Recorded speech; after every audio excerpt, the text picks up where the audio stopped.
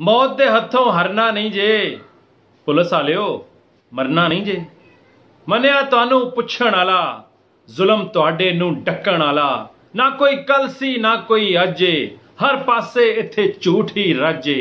पर ये दुनिया अमर ते नहीं, एक पल दी भी खबर ते नहीं। इत्थों कूच की करना नहीं जे। पुलिस वालिओ मरना नहीं जे। जिस तन ते अज है जे वर्दी, उस तन ते पाना जे कफन भी। ना ओहदा ना जांदा माल, उत्थे जांदे जे आमाल।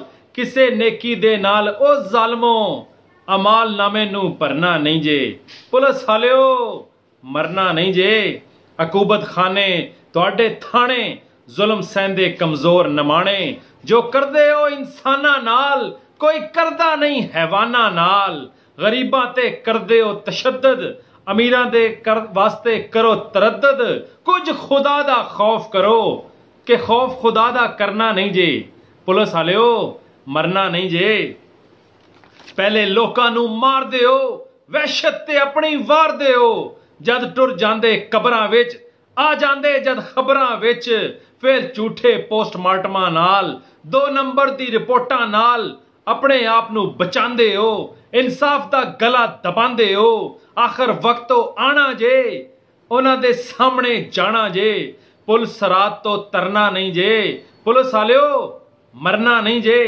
इत्थे तुहानू बचा लैंदे ने सियासतदान ते हुक्मरान। उत्थे होना जे इंसाफ, किसे नहीं करना तुहानू माफ। उत्थे दरबारे रिसालत है सल्लल्लाहु अलैहि वसल्लम।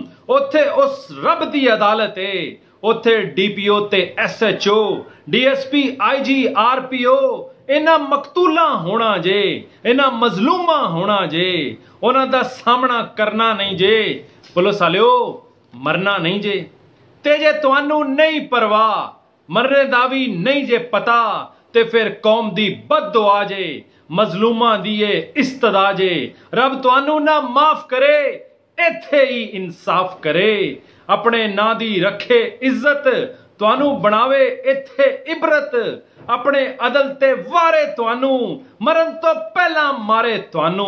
जिंदगी तुहाडी होवे इंज दी, तुहाडे विचों आखे हर कोई, यार अब डरना चाहते हां, असीं हुण मरना चाहते हां।